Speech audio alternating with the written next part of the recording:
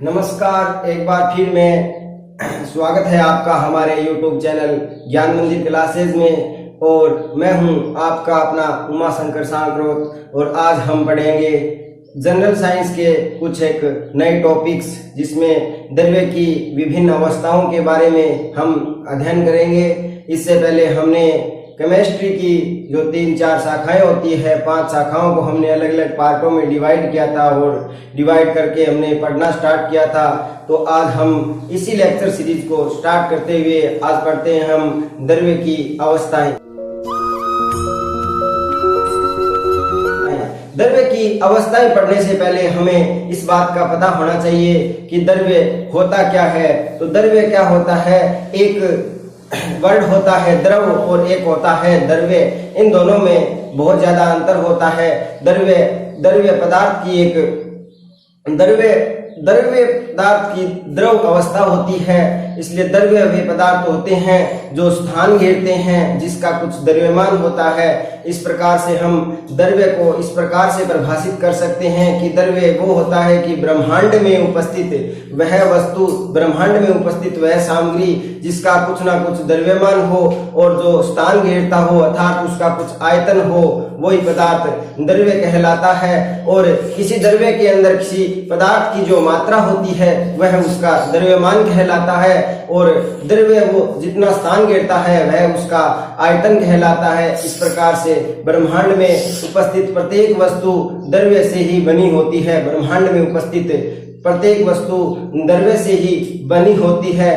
और अब हम द्रव्य की कुछ विशेषताओं के बारे में अध्ययन करते हैं। द्रव्य की कुछ विशेषताओं के अध्ययन करने से हम जानकारी निकल कर आती है कि द्रव्य होता है वो सूक्ष्म कणों से मिलकर बना होता है।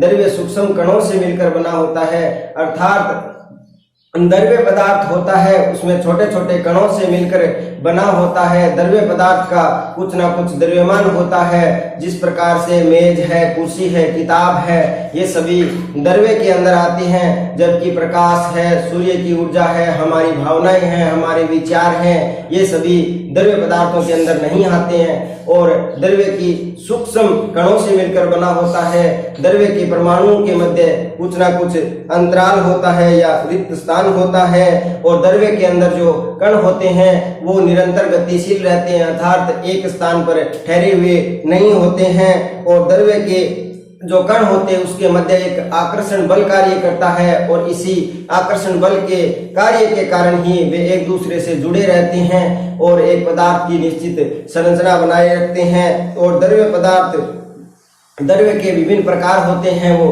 पदार्थ कहलाते हैं। जैसे पदार्थों के अंदर हम किताब को, मेज को, पुस्तक को आदि को देख सकते हैं। और पदार्थों के मिश्रण से बनी हुई सामग्री वस्तु कहलाती है। पदार्थों के मिश्रण से बनी हुई सामग्री ही वस्तु कहलाती है। इस प्रकार से हम जो जानकारी, सामान्य सी जानकारी है, वो द्रव्य पदार्थों के बारे में पढ़ी। और इनसे भी कॉम्पिटिटिव एग्जामों में क्वेश्चन निकल के आता है कि पदार्थ कौन सा होता है, वस्तु कौन सी होती है, सामग्री कौन सी होती है, जिसे हम द्रव्य पदार्थों के रासायनिक वर्गीकरण के अंदर अध्ययन करेंगे कि यौगिक क्या होता है, मिश्रण क्या होता है, समांगी मिश्रण कौन सा होता है, विषमांगी मिश्रण क्या होता है। इससे पहले हम छोटी सी जानकारी अध्ययन करते हैं कि पदार्थों की जो अवस्थाएं होती है वो कितनी होती है। तो पदार्थों की अवस्थाएं मोटा मोटे रूप से तो 3 प्रकार से हमने पढ़ी है, ठोस, द्रव, गैस। लेकिन 2 अवस्थाएं और भी होती है, एक प्लाज्मा अवस्था होती है, दूसरी बोस-आइंस्टीन कंडेंसेट अवस्था भी होती है। सबसे पहले हम ठोस अवस्था की बात करते हैं। तो ठोस अवस्था की बात करते हैं, इसके अंदर आकार और आयतन निश्चित होता है, अर्थात ठोस वस्तुएं जो होती है उसके अंदर आकार और आयतन निश्चित होता है। और जब इस प्रकार की वस्तुओं के मध्य बल लगाया जाता है तो उसके अंदर संपीड्यता शून्य होती है। इसके अंदर संपीड्यता शून्य होती है। और उसके ठोस वस्तुओं के अंदर अंतराण्विक जो स्थान होता है, अंतराण्विक स्थान होता है, वो बहुत कम होता है, अर्थात परमाणुओं का जो घनत्व होता है वो ज्यादातर पाया जाता है। और इसे एग्जाम्पल के रूप में हम लोहे की छड़, कांच, पत्थर के टुकड़े को हम एग्जाम्पल के रूप में समझ सकते हैं। 2 नंबर पर पदार्थ की अवस्था आती है, वो अवस्था आती है द्रव्य अवस्था। 2 नंबर पर जो पदार्थ की अवस्था आती है वो द्रव अवस्था आती है।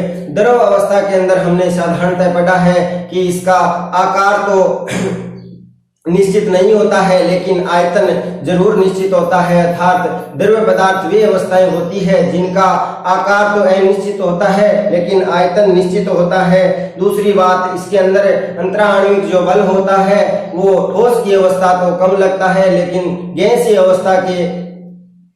अवस्था के आधार पर ज्यादा लगता है। इस प्रकार से उदाहरण के रूप में हम द्रव अवस्थाओं को देख सकते हैं, जैसे दूध है, तेल है, पानी है। इस प्रकार की जो वस्तुएं होती है वो द्रव अवस्थाओं के अंदर आती है। और पदार्थ की तीसरी अवस्था जिसे हम साधारणतः देख सकते हैं वो है गैसीय अवस्था। तो पदार्थ की तीसरी अवस्था होती है गैसीय अवस्था।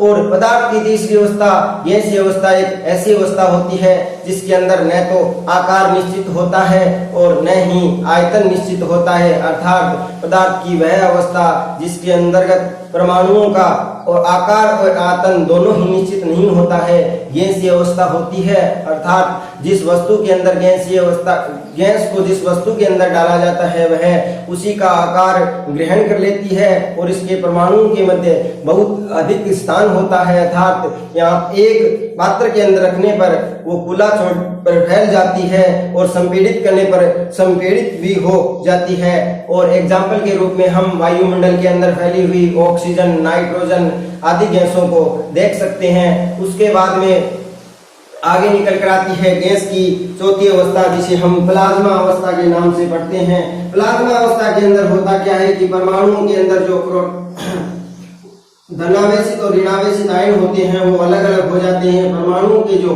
धनावेशित और ऋणावेशित आयन अलग हो जाने के कारण इसकी अवस्था है वो एक आयनीकृत अवस्था हो जाती है। अर्थात परमाणुओं की आयनीकृत अवस्था है वो प्लाज्मा अवस्था कहलाती है, जो गैसीय अवस्था के बाद में आती है। और प्लाज्मा अवस्था की एक मुख्य विशेषता, सर्वोत्तम विशेषता ये होती है कि ये विद्युत चुम्बकीय विकिरणों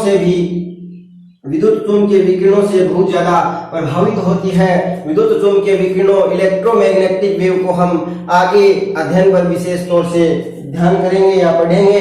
उसके बाद में पांचवी अवस्था निकल कर आती है जिसे हम बोस-आइंस्टीन कंडेंसेट अवस्था कहा जाता है। इस अवस्था को या पदार्थ की पांचवी अवस्था की खोज सबसे पहले सत्येंद्रनाथ बोस ने 1920 में की थी। अर्थात 1920 के अंदर सत्येंद्रनाथ बोस ने इस अवस्था की खोज की थी, लेकिन बाद में आइंस्टीन ने इसे पदार्थ की पांचवी अवस्था को बताया। इस अवस्था के अंदर होता क्या है कि जब किसी परमाणु या किसी गैस को 0 डिग्री केल्विन अर्थात -273.15 डिग्री सेंटीग्रेड पर जब किसी पदार्थ को ठंडा किया जाता है या शीतल किया जाता है तो उसके अंदर जो मुक्त ऊर्जा होती है वो निष्कासित हो जाती है और पदार्थ एक परमाणु का रूप ले लेता है, और जिसे हम पदार्थ की पांचवी अवस्था या बोस-आइंस्टीन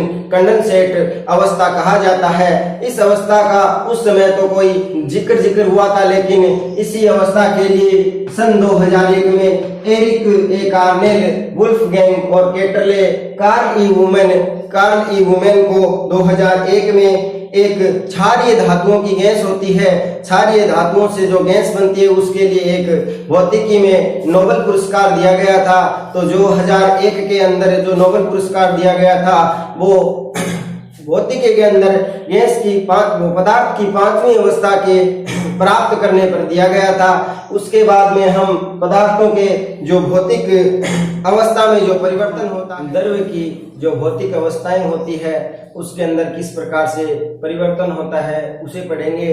तो द्रव्य की जो भौतिक अवस्थाएं होती है उसे पढ़ने के लिए हम 3-4 परिभाषाओं का यूज में करेंगे। सबसे पहले जैसे गलन है, वाष्पीकरण है, संघनन है, हिमीकरण है, ऊर्ध्वपातन है, निक्षेपण है, आदि आदि जो घटनाएं होती है उसके बारे में पढ़ेंगे। तो सबसे पहले गलन क्या होता है।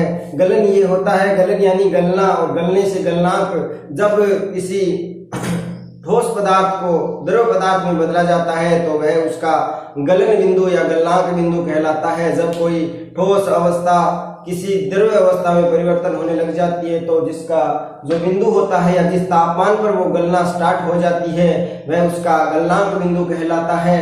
उसके बाद में 2 नंबर पर आता है वाष्पीकरण। जब कोई द्रव अवस्था है जिसका तापमान बढ़ाया जाता है तो वह एक अवस्था ऐसी आती है कि वह द्रव गैस में बदलना स्टार्ट हो जाता है, तो वह उसकी जो गैसीय अवस्था होती है वह वाष्पीकरण कहलाती है। या वह उसका जो बिंदु होता है वाष्पीकरण का वो क्वथनांक बिंदु कहलाता है। जो वाष्पीकरण का जो बिंदु होता है या जो जिस तापमान पर वाष्प में बदलना स्टार्ट हो जाती है वह उसका गलनांक बिंदु कहलाता है, क्वथनांक बिंदु कहलाता है। उसके बाद में 3 नंबर पर आती है संघनन। संघनन अवस्था, जब किसी गैस को हम द्रव में बदलते हैं या वह तापमान या किसी तापमान पर जब हम गैस को द्रव अवस्था में बदलना स्टार्ट कर देते हैं या द्रव अवस्था में परिवर्तित करते हैं वह उसका संघनन बिंदु कहलाता है, संघनन बिंदु कहलाता है। इसे हम साधारण तौर पर एग्जाम्पल के रूप में जो वायुमंडल होता है उसके अंदर जो जल की बूंद होती है वो संघनित होकर के वर्षा के रूप में हमारे यहाँ जमीन पर बरसती है तो वह उसका संघनन बिंदु होता है।